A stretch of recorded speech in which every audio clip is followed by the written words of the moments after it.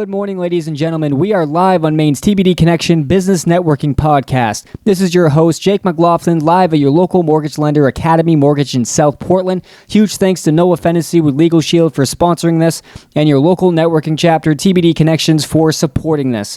This podcast is for local entrepreneurs and motivated career professionals looking to get their name out there, or simply for your listeners thinking about building a brand but would like to learn first from those doing it. Today's guest, sole owner of Onyx, Andy Jacques. He's bringing a brand new image to virtual marketing, literally, for commercial and residential properties across the state of Maine. Andy, it's great to finally have you on. Let's dive right into it. All right, Andy Jacques, my friend, how are we doing today? Doing well.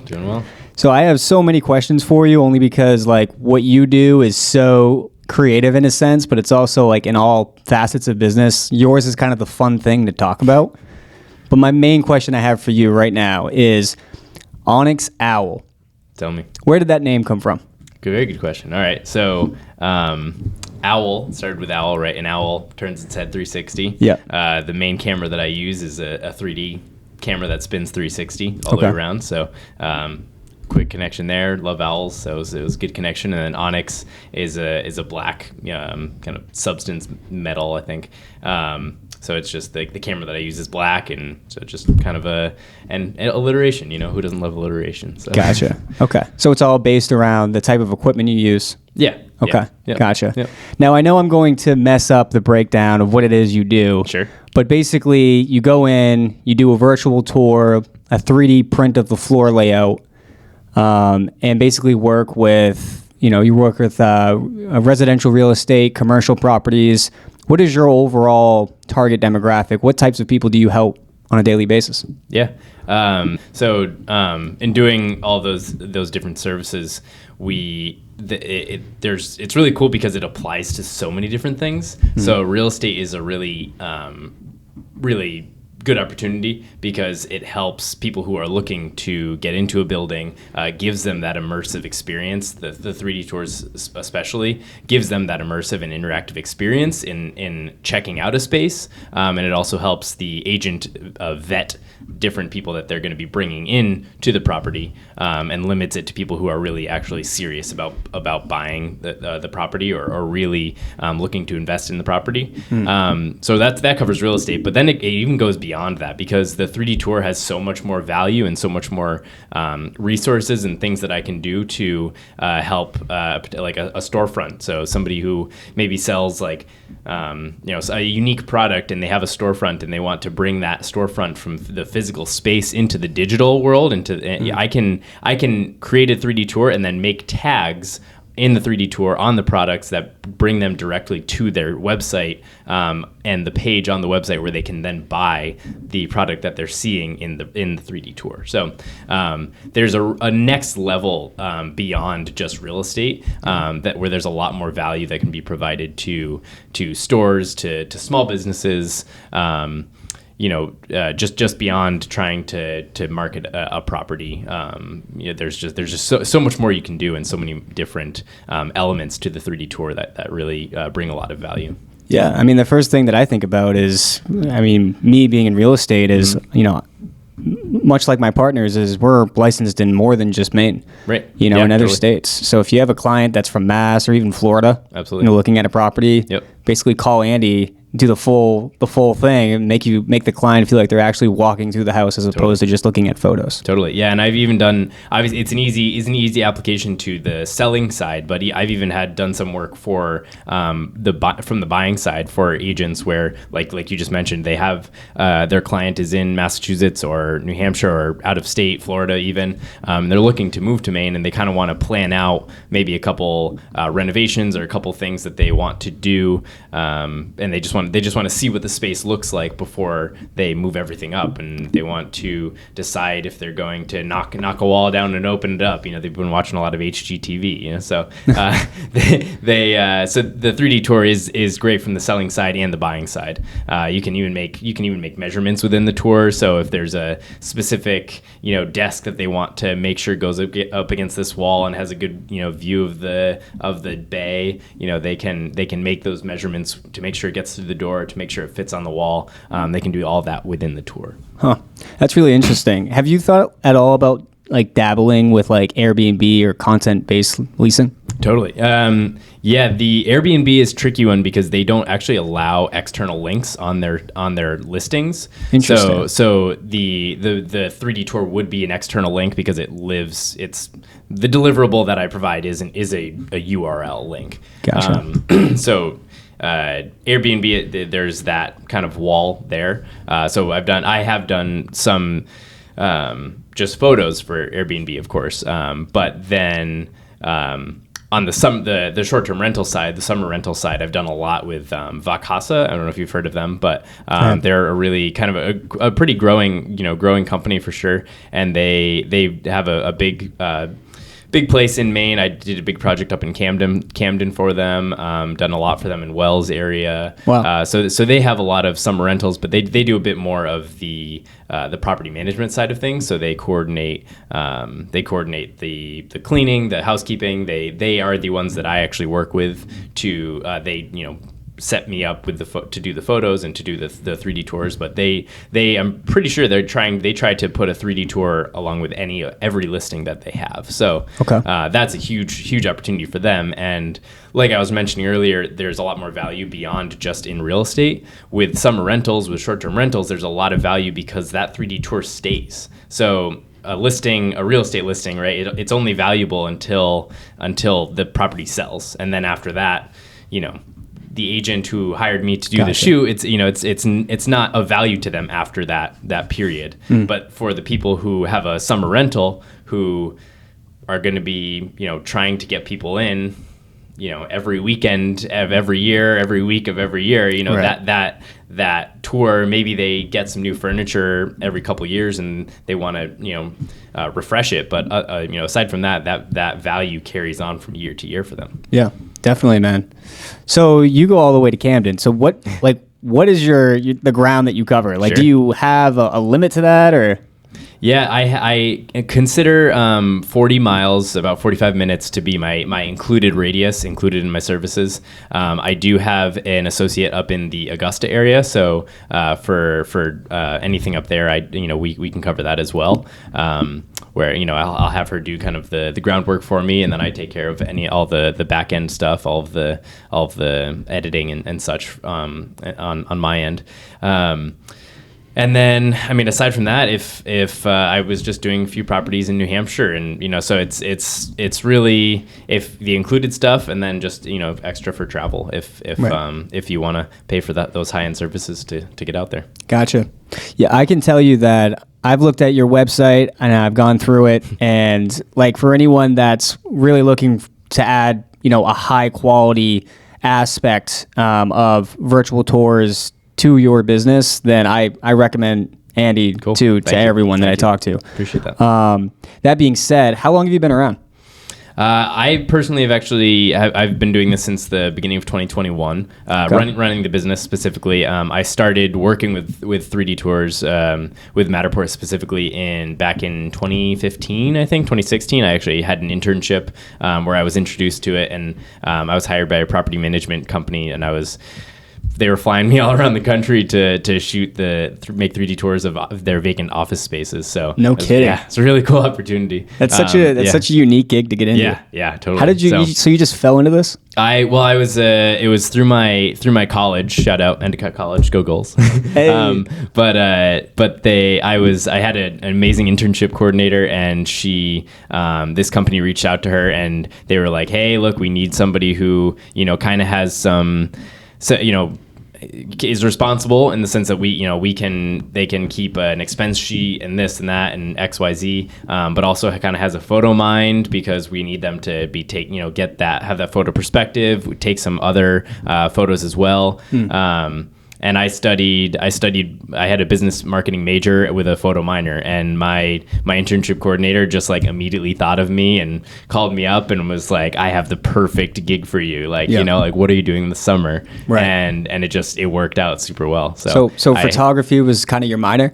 Yeah. It's always been something I've been interested in, and that was one of the reasons I picked that school was picked Endicott, was so that I could because they had a minor program, and I knew I could study it a bit more.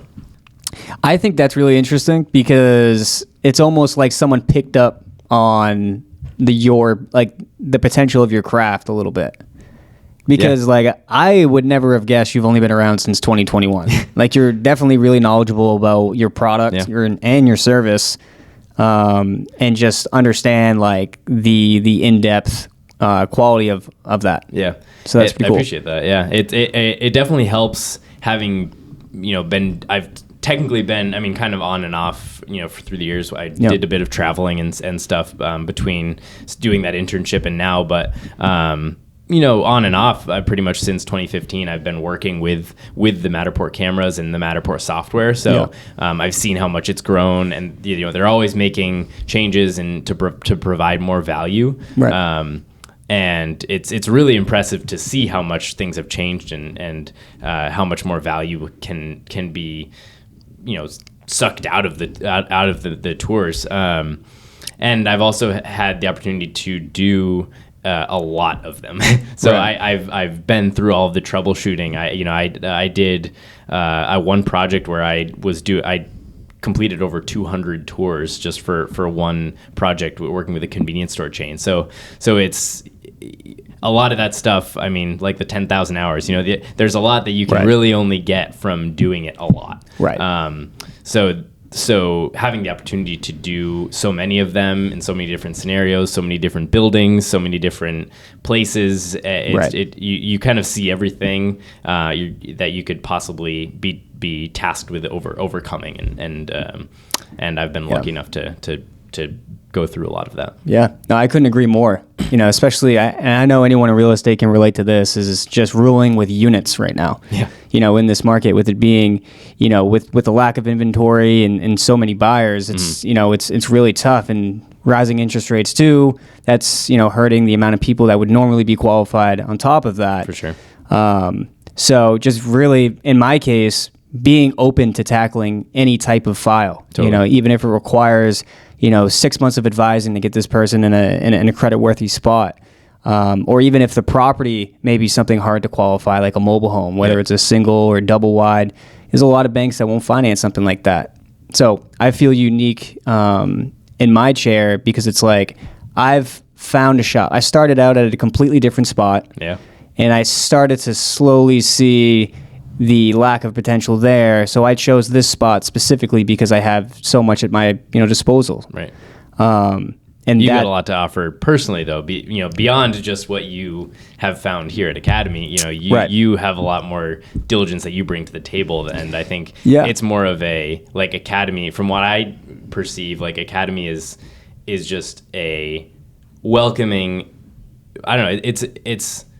It's a good place for you to be able to come into your own in a really impressive way. That's exactly. I feel like you had a lot of potential coming here, and they've given you a nice place for you to build on yourself. Right. That's my perception. That comfortability is what we're trying to capitalize on from the perspective of getting a mortgage.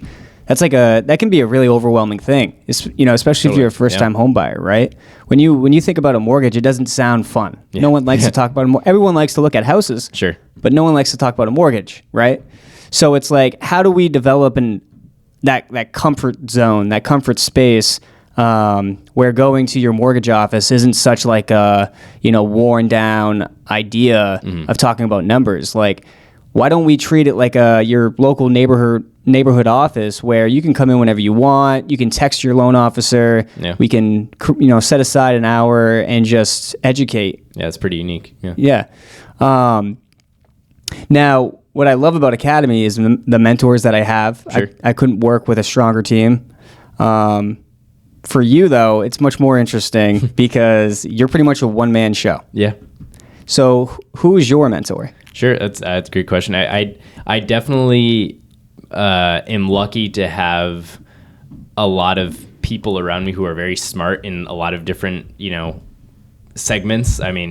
You, for instance, having your understanding of mortgages is really helpful in your piece of real estate. And there are a lot of realtors that I've grown very close with that I can always rely on. But I think, from the photography perspective, my biggest mentor would actually be the previous owner of the company that I now own.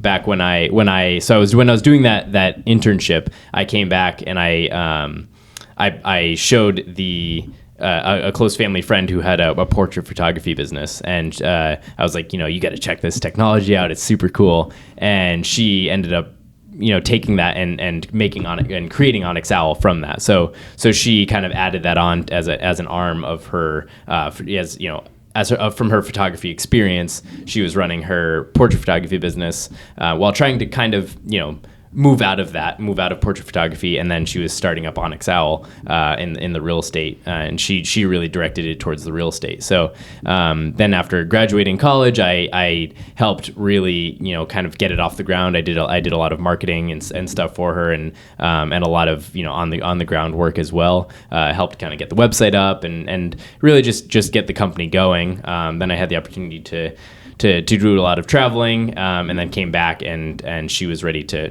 kind of move on, and I was ready to step in. So her, specifically her name's Claudia. She's amazing. She's obviously a very close family friend, but also has been in the photography business for so long. She's always welcome to chat if I ever want to chat, and give me any advice. And obviously running the business that I now own, she's seen a lot of what I'm dealing with now. So so she's been really helpful, and she's really set me up in a lot of really amazing ways that I am forever in her debt. Just she's been really helpful to me. So that's awesome. Yeah. So straight out of college, you end up getting into this crazy unique role. You're traveling the country in your young 20s, just doing basically what you love. Now you've taken this business over from Claudia. Mm-hmm. How did that process work for anyone that's in a similar boat looking to take over a company? What's the process like for that?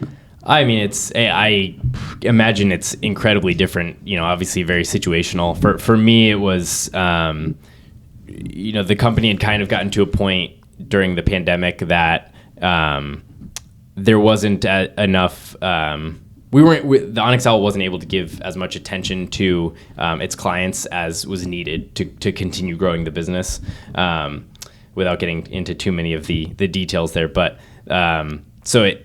when I took over, I was set up pretty good. I was very lucky that it was a company that I had seen kind of start from the ground up, so I knew it kind of somewhat pretty much somewhat inside out, and I knew a lot of a few of the clients that were passed on to me. So that part of it was pretty smooth. I had obviously again the blessing of the previous owner, where she kind of sent out an email and was just like, hey, look, I'm stepping on from photography after 30 years, and really excited about Andy's energy and leadership that he's going to bring to the company. Yep. So I was very lucky in that sense. And then and then I just kind of hit the ground running. I again was very lucky that the company that I had an internship with back in college, one of those things where the universe just comes together. But right. Literally the same day that I had a conversation with Claudia about buying the company from her, I got a message from my boss at the internship asking what I was up to and if I'd be open to doing another project for them. So the universe just gave me a gift, but so that ended up being that 200+ project that I spent like 5-6 months on that last year. So it was really, it was amazing to have that, my first year, to have that much business come my way. Yep. And I did it. Did all the whole project, and we'll be doing more business with them moving forward as they continue to add stores to their portfolio. The kind of the downside of taking that project was I was out of state out of the region. It was out in Texas, New Mexico. So I was out of here for like six months of the year. So I was pretty much like 5 months straight. I was out there, and then I went out for another month in October in 2021. So do they have a Starbucks or Chipotle down that way? How does what for food? What are you looking for? Yeah, the Texas, New Mexico area. What's all that like? Oh, it's beautiful. New Mexico, man. Yeah. It's amazing. I was blown away. I was out in like West Texas, which is It's barren. Like when I landed there at the airport, just to give you an idea, when I landed at the airport, I was like chatting to the rental car guy, and I was like, oh, like I've heard some cool things about the area. Like I was in Lubbock, and he's like, well, yeah, I mean, we say here that you could lose your dog for 2 days, and if you open the door and look out, you could still see him running. Oh my gosh, that was my immediate introduction after getting off the airplane. So so there were many places, and this was in like I think end of January. So it's like I was again in that area in say April, May, and it's a bit greener, a bit more lush and stuff. But when I got off the plane in January, and it was everything's brown, and I'm driving for like hours just through flat brown land, and it's there are a lot of places where I had no business being in otherwise, except that there was a convenience store there, and in a lot of those towns though, that convenience store is the market for them. So it's there's no running to Hannaford or Stop and Shop or wherever. It's the closest thing to them is this convenience store. So it was pretty cool, and it was cool to see a lot of unique places. And New Mexico was, I'm telling you, like blown away. Like Santa Fe area is amazing. I was in some areas, in some ski areas where you're just up in the mountains, and it was beautiful, man. Yeah. Before I got into real estate and just so tied down with what I'm doing right now, I used to travel all the time, and man, it's like, once I've built my business up to a certain level, I'll get back around to traveling. But that's like, that's like a higher essence of life is like, and the fact that you get to do that like so early on in your career, and it just kind of ties into what you're doing is awesome, man. Totally. And it was, I feel like I've said I'm lucky like 400 times already, but it's, I was lucky in that way, like you just mentioned, to see that from a very early spot, because I was still running business, and I was still doing tours and doing shoots and clients here, but I had an associate who was doing it all for me. And that also, again, was very lucky to find her, because she's a wedding photographer. So she's an incredible photographer. She was rated like, I think she was picked to be the Knot wedding photographer of the year in like Wedding Wire, like Couples Choice in 2021. So she's a really, really good photographer. But she does that on the weekends. So during the weeks, she was flexible, very, again, very lucky that she was able to be flexible and do shoots for me while I was out in Texas and New Mexico. So I was out there, she was on the ground, my boots on the ground here, and I would just do all the editing and everything from my hotel room out there. But to be able to have that work and see how that could work from an early point in my experience running the business, it gives me a lot of, I love to travel. So it gives me a lot of hope that I, could build this business to the point that I don't have to do every single shoot. I could have a couple photographers under me that I, know, and then I'm confident that they can do a good job for me on the ground. And then I can be, traveling or even moving the business to another area. I could, go out to Texas, New Mexico, and try to recreate what I've done here out there, and but still running a business here. So I think seeing that at a really early point kind of gives me confidence that it can work as I grow and as I continue to expand the business. That there's a lot of opportunity there. And that's a really interesting concept too, is like, when can you say you have a business? What is a business? And I think that's really when you have the pieces laid out underneath you, where you have people that can do that hard work, that, really rolling their sleeves up, and you're kind of the one that's done all that, how it should be done, and you're just kind of supervising at that point, so you can get to that point where you're traveling, right? And kind of understanding that and being able to diversify, like, where am I right now? Am I a sole proprietor working for myself, right, where I have to do all that stuff? Right. Are those pieces in place yet? Right. And I think like kind of where we're at, I like to reference it as like riding the wave. Okay. Right. Where it's like when you first start out, it's like, geez, like, I don't know how I'm going to do this, but I know I really want to do it. So I'm going to make sure that this happens no matter how long it takes. Sure. And then after a while, the beauty of what we do is it's all referral based. Yep. Yep. right? Yep. So like if you do a good job, you get another one.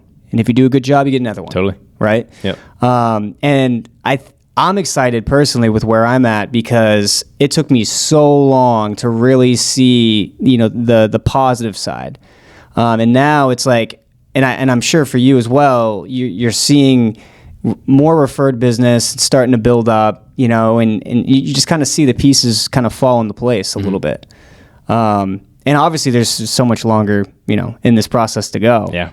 But I would say understanding the difference between a business and working for yourself, because that's going to help you get through that first part. Totally. That could be a year, that could be 2 years, that could be 3 years. Yep. But speaking of that, where do you see yourself in 5 years? Oh boy. I would kind of just rolling back to what I was just talking about. I would love to be able to have two photographers, maybe 3 photographers that are here, that are doing the shoots for me, that are my boots on the ground, and I can worry more about running the business side of things. I always said that I never wanted to be a salesman. I never wanted to be in sales, but then here I am, I'm selling my business, but it's so much different when it's your thing, it's exactly. And when or even just when you find passion in it, like you have so much passion in helping people, it's not the sexiest thing, but it's important to people, right? It gets people into homes, and it changes people's lives, it's, so, but having that passion for what you're doing makes all the difference. And I think, having my own business, it's very easy. That's how I get food. It's easy to find passion because it's how you're making money, but it's also when you enjoy what you're doing, it's a different level of it's not just sales. It's exactly. You're sharing something with the world. You're sharing. You're filling a need. Exactly. You're filling a that need, helps right? too. Totally. Yeah. Right. So I think if I can have people that are doing the boots on the ground for me, and I can keep traveling. I would love to keep traveling. To build it up to that, so that the business does a lot of the work. The machine works. I don't want to say works for me, because I'll be doing the work to get it going. But so that the machine does a lot of the work, and maybe a month or 2 out of the year I could travel, or even just be doing other work, but from my laptop, somewhere else. Or I think just to have that opportunity. I would love to get back to Europe and travel out there again more and live out there. So that's awesome. So yeah, I don't know. Nothing set in stone for 5 years, but because a lot of things can change. But but I think that's hopefully not another pandemic, right? Yeah, fingers crossed. Yeah.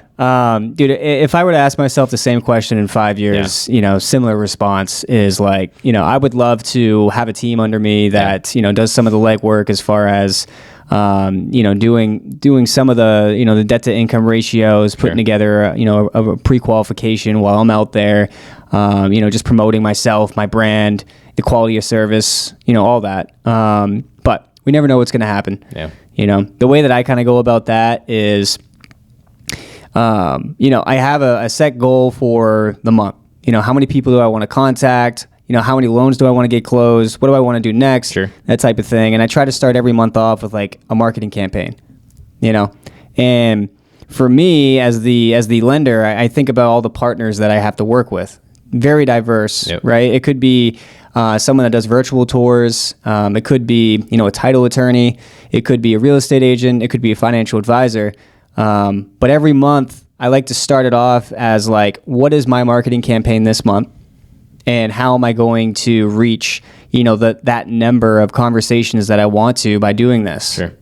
Kind of chunking it out, and the little goals to get you to the big goal, right? Exactly. Yep. Exactly. Because if you think about the overall, year goal, it's really overwhelming what we do.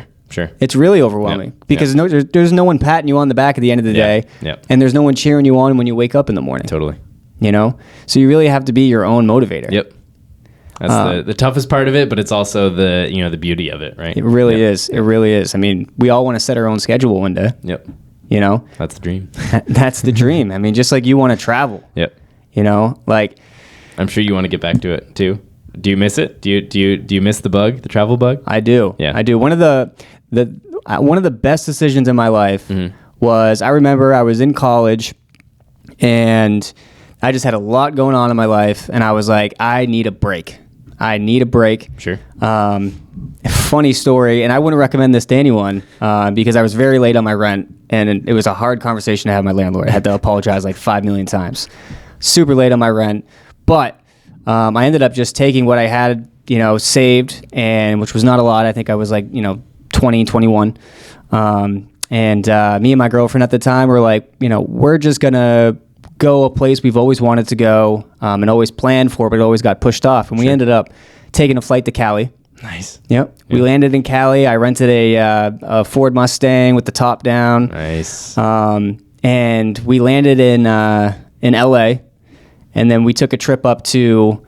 This was a week-long vacation. First day we stayed in LA, then we went to Vegas. Drove through the desert. It was glorious. Yeah. Right, just like the movies. Yeah. Drove through the desert to Vegas. We ended up staying 2 nights in Vegas because the first night we didn't even leave the hotel. Sure. Yeah. It's so big there. Yeah. Right. And it's like you don't have to go anywhere. It's everything's inside the hotel. Crazy. Yeah. I can't even remember the name of the hotel, but it was a pyramid. Yeah. Okay. Probably had like the casino attached to it and everything. Yeah. And so we stayed 2 days in Vegas, and then we decided we were going to go to San Diego. Drove to San Diego, and I think we spent maybe like 4 hours there. We're like, we don't know what else to do here, but the border's right there.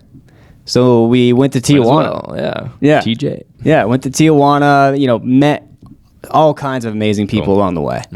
And even did more than we thought we were going to do in a week, and it got to the point where even when we kind of ran out of ideas, we'd still find something because every day you're looking at something new. Totally. Right? Yep. And that's the biggest thing where I started to think about life a little differently, where it's like whatever I do, especially for a career, which, majority of your life is work. Yeah. Right? You better love that. Yep, totally. You better love that. A lot of hours a day. Yeah. Yeah. I feel like not enough people think about that. I mean, they say like a salary is something you're paid to forget your dreams. Haven't heard that one. That's it could be depressing. Could be, but the goal is to turn it around so that your salary isn't, what'd you say, passing up on your dreams, right? So, right. But I think I think what's so important. I mean, I love talking travel. I could talk travel for another hour. Where's the craziest place you've been? Craziest. Or maybe the most desirable place you've been. I think one of the most unexpectedly amazing places was when I was in France. It was an area kind of along the Dordogne River, but I felt like I was in a Disney movie. I mean, just like I was in a valley. There's this valley overlooking this valley, and there's like a castle like built into the cliff, and like just this old like town that looks medieval, and it just blew my mind. I just was just so surprised, and it was such an unexpected thing to happen. I just kind of reached out to one of my friends randomly and was like, hey, I think I'm near where you live. Like, do you want to, I don't know, hang out or do something for the weekend? I don't have plans. And it was like, oh yeah, I was thinking about going camping. Like, let's go here. So we like camped out on the side of a cliff, like overlooking this valley. It was just, so I think that was like the most unexpectedly, beautiful place that I've been to. But, because like what I was about to say is when, I think what's cool about those stories, like you were talking about, where you're just like, oh, let's go to, let's go to Tijuana. It's when you put yourself in those situations, right? When you put yourself out of your comfort zone and you push yourself to do something, I don't know, not planned. It's amazing what happens when you're open to it. When you're open to new experiences, and I think you can. It's just amazing how much you grow from it.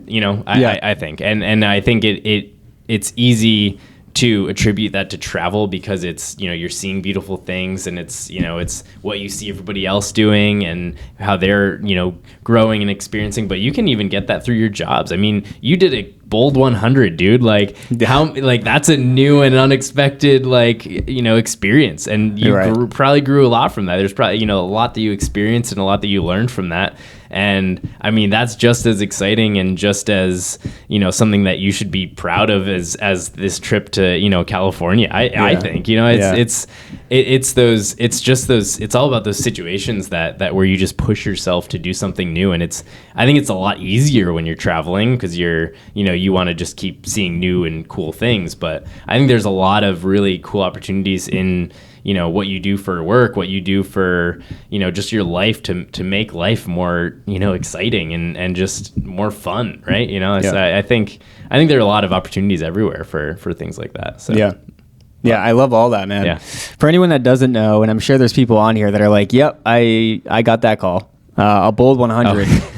A Bold 100 is it's a self-development course, and for anyone that wants to start a business, I would recommend actually taking something like this, where a Bold 100 is this specific course. It was kind of aimed more towards, all aspects of, of real estate. You had your insurance agents, you had, brokers, you had real estate agents, everyone, and we're all put together in this room, and we have, someone that's been doing it for 20 plus years, super successful, has multiple investment properties. I know his name is Todd, and for the life of me, I can't remember his last name, but Bull 100, if you look him up, that guy is a legend. And the first thing that he did, it's a, 1 day a week, 8-hour course for 7 weeks.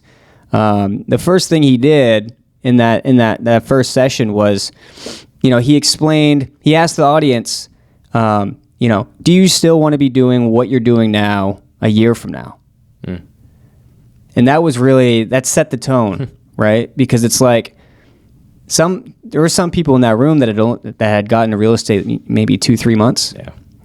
And this is the toughest market that we've had in a long time. Yep. And there's some people that have very experienced real estate professionals that are tapping out, saying, I can't take the volatility right now. Sure. I have a family to raise, So the ones that really want it, the ones that understand getting in the market now is not going to be easy, those are the people that are going to succeed because they want to do this. Right. So when he set that tone, one of the things he assigned us was, look, you need to survive right now. So what I want you to do is go to survival mode and pick a day, any day, but you need to do this for yourself, for your business. You need to go out there. Doesn't matter if it's over the phone, doesn't matter if it's in person, but it does matter if they answer the phone or if they want to talk to you, right? You got to have a conversation. Sure. And you got to have 100 of them. Mm-hmm. And at the very least, try with everything in your power to exchange contact information, right? So what did that do? It made everyone get that sense of urgency where it's like, do I want to be doing this a year from now? How bad do I really want this? And I'm sure there's some people in that audience that it was an eye-opening experience. Like, geez, I don't know if I love it that much, But for a lot of us, it was a really big, growth experience where we're like, I can do this. That's really cool. Yeah, when I started it, I tried so hard to make it as coordinated as possible. Like I reached out to a few real estate agents. I was like, hey, give me every lead that you've talked to that you've lost contact with. Like give me phone numbers that I can get on the phone with and make it some type of a warm conversation so it's not completely cold. Right. And I'm not gonna lie, I tried to do it with an insurance agent. We were gonna have some camaraderie and do it together. And we set up a table out front of Target.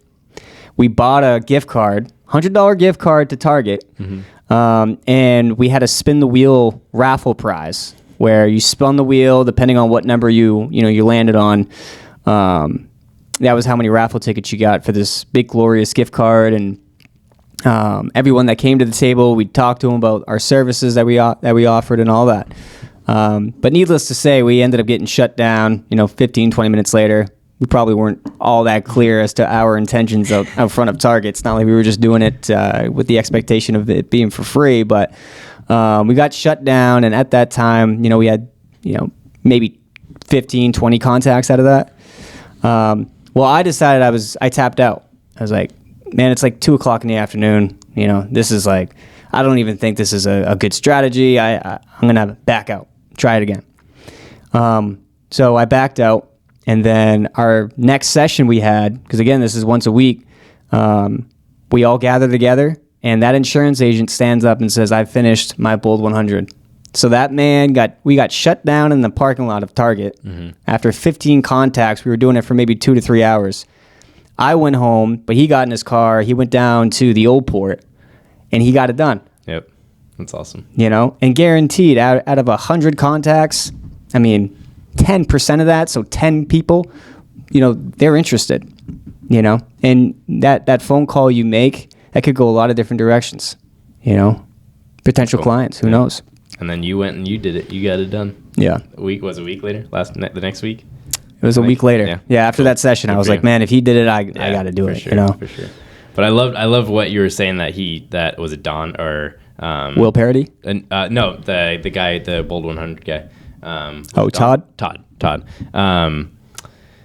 What he said though about going into survival mode, I think that's the key of it right there. It's like do you want to keep doing this? Do you want to keep making it like get into survival mode, go back to your basics, like what can you do? And I think rolling back again to those travel stories, like if you kind of are in travel mode or in survival mode in a way of like I need to make my way. I need to find food. I need to find a place to stay. I need to find, something cool to do, something to pass time. I need to stay safe. And there's something about it that makes it all.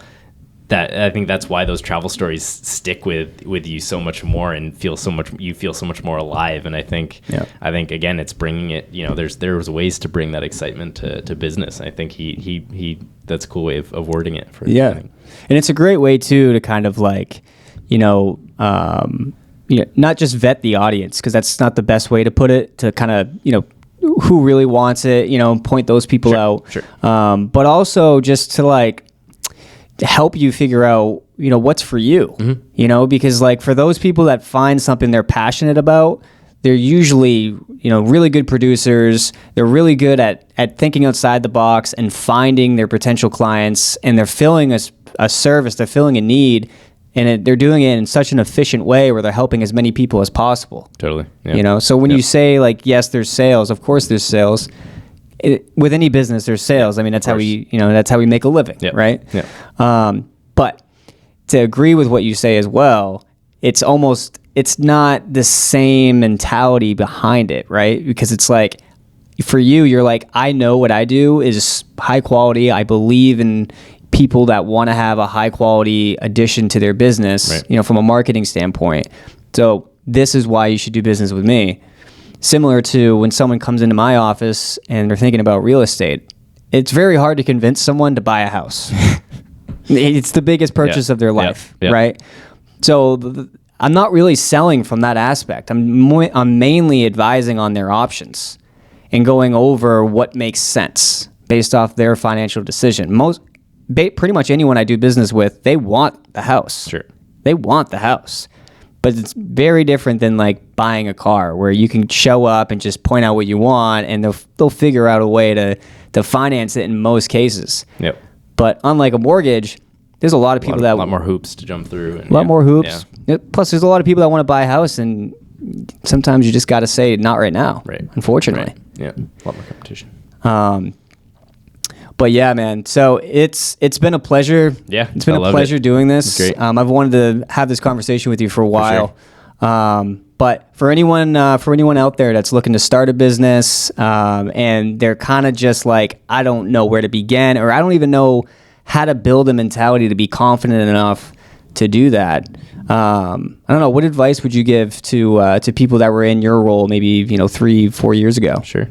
I think really it's the exciting part is having the opportunity to follow something that you're excited about and you're passionate about. So photography was always something that I loved and I always enjoyed. And, I always dreamed of being that Nat Geo photographer that travels the world and stuff. And now I think my dreams changed, because I really enjoy what I'm doing and I enjoy the opportunities that Onyx Owl has brought me. So, and potentially I'll still be able to travel and still be able to do photography and have those pieces together. So, but overall, it's just following your passions they kind of, I don't know, if you're working towards it and you're putting that sweat in, things.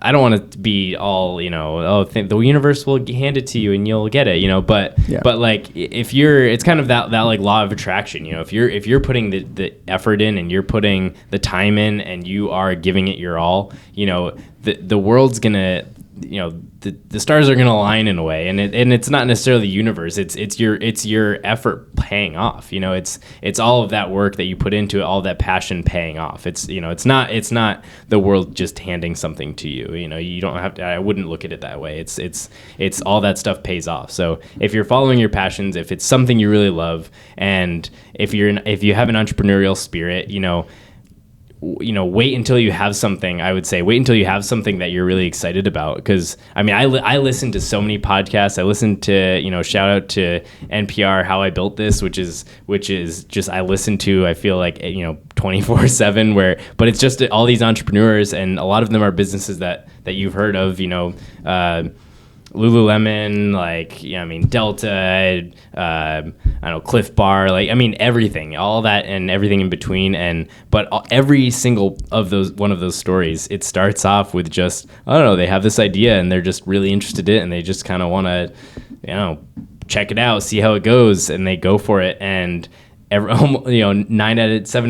out of 10 stories, somewhere in there, 80%, whatever, that they come to a point where they're broke. They're maxed out on 4 credit cards, and there's some drama to the stories, but overall, you see all these companies that have been started by entrepreneurs, but when they started off, they were just people like us, that person out there who's just wants, has an entrepreneurial spirit and wants to start a business. But everybody started from that point. So I think the short answer, what I'm wrapping back around to after this long answer while I'm figuring out what I want to say, no, you're good, is just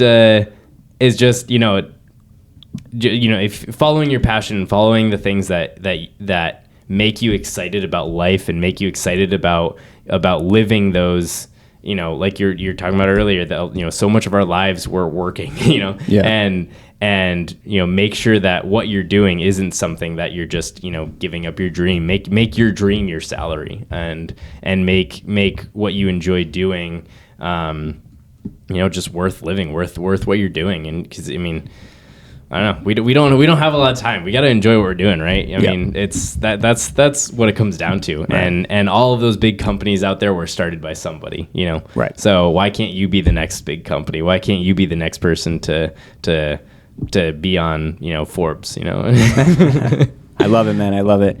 All right, ladies and gentlemen, with that. Andy Jacques with Onyx Owl. Cool. Thanks. Appreciate it, man. Yeah.